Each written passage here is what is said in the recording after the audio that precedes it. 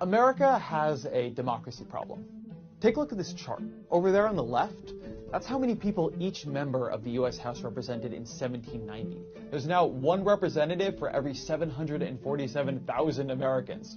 That makes the U.S. a crazy, undemocratic outlier internationally. But it also makes us different than what we were supposed to be.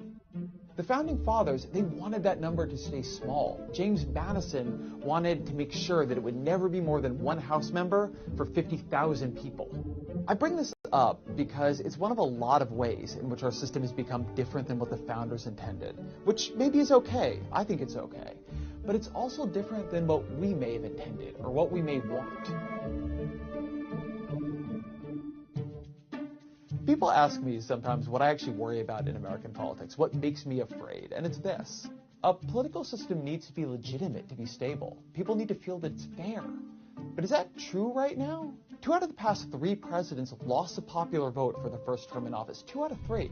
House elections are utterly warped by gerrymandering and geography. The Senate gives 623,000 people in Vermont as much power as the more than 19 million people in New York. And meanwhile, 5 dudes in robes who are politically appointed by parties looking for ideologues, they made it legal for billionaires to spend as much money buying elections as they want.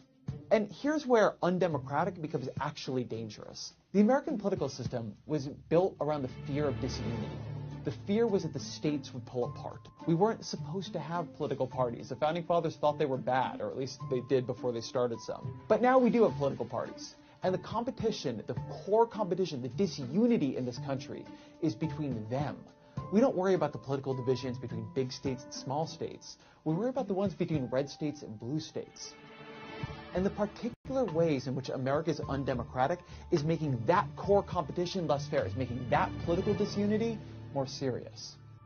The reason for that is not one anybody saw coming. Democrats cluster in big cities. Republicans are more concentrated in rural areas. The average state is 6 points more Republican than the country as a whole, which gives that party a huge advantage in the Senate. And in the House, well, Democrats are feeling pretty good about the House right now. But to win the House, they couldn't win by 1 or 2 or 3%. They had to win a landslide, 6 or 7 or 8%, or else they'd still be in the minority because of gerrymandering and geography. And Republicans, they're using that advantage in elections to write the rules to give themselves more advantages in elections. They're using it to win the Supreme Court for a generation, and that Supreme Court, in turn, is giving them rulings on gerrymandering, on money in politics, on unions, on voter rights that are helping them win more power. As the left realizes it's playing a rigged game, they're already becoming determined to rewrite the rules. If you want to see where this is going, look at this book by David Ferris called It's Time for Democrats to Fight Dirty. It's a playbook the left can use to get more power without having to change the Constitution. And they can do a lot. He recommends statehood for D.C. and Puerto Rico. He recommends breaking up California into 7 states in order to add at least a dozen new Democratic senators. He tells Democrats to pack the Supreme Court by increasing the number of justices in order to crack the conservative majority. He wants winner-take-all elections to be replaced with ranked choice voting in the House and to increase the number of representatives to 870. And look, some of these ideas, they're actually just good ideas. They would make politics more representative. I mean, D.C. and Puerto Rico should clearly be states. That's just fair. And then some, like the California thing, they're just power grabs. But that's the thing. As Democrats feel the right has been engaged in one long power grab, they're starting to feel like suckers for not grabbing more power themselves. And it's why you see the rise of street fighter, do-anything Democrats like lawyer Michael Avenatti. When they go low, I say, we hit harder. Even Eric Holder, President Obama's former Attorney General, has taken up the battle cry.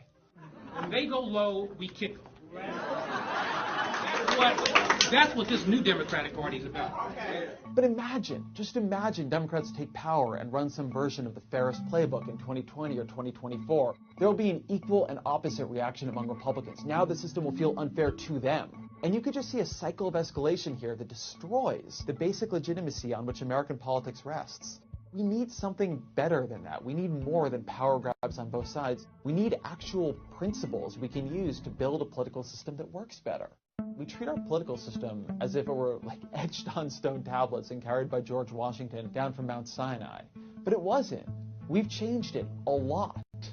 But we haven't changed it recently. It's weird. The further we get from the founding, the more afraid we are to touch this system. There were 27 amendments to the Constitution before '92. There have been 0 since then, and there's not like there's one on the horizon. That's not how we do things anywhere else. States routinely amend and even rewrite their constitutions. On average, each state has had 3 constitutions, and Louisiana, they've had 11. It's only at the national level that we've come to believe our political system should be frozen in amber, that however we're doing things is how we should keep doing them. And puzzlingly, we've decided that not when we think our political system is great, but at the exact time that Americans are losing faith in our political institutions. I suspect our true belief is not that our system of government is performing so well that it should be immune to change, but that we are performing so poorly that we don't trust ourselves to change it, which is sad. But this is our political system. We can't run away in self-loathing. It needs to work for the country we actually have.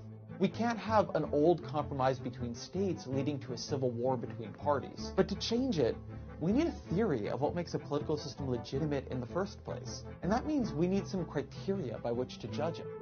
Robert Dahl, one of the most respected political scientists of the 20th century, he believed the ideal U.S. Constitution would, 1, maintain democracy, 2, protect fundamental rights, 3, ensure fairness among citizens, 4, encourage forming consensus, and 5, provide a government that is effective in solving problems.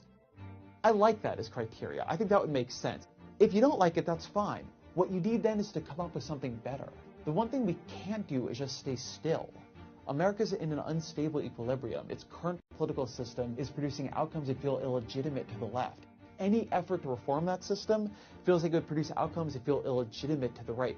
We need something deeper than that. We need something that would feel legitimate to both sides and would actually work. We can't stay right where we are. So that means the answer is simple. We must move.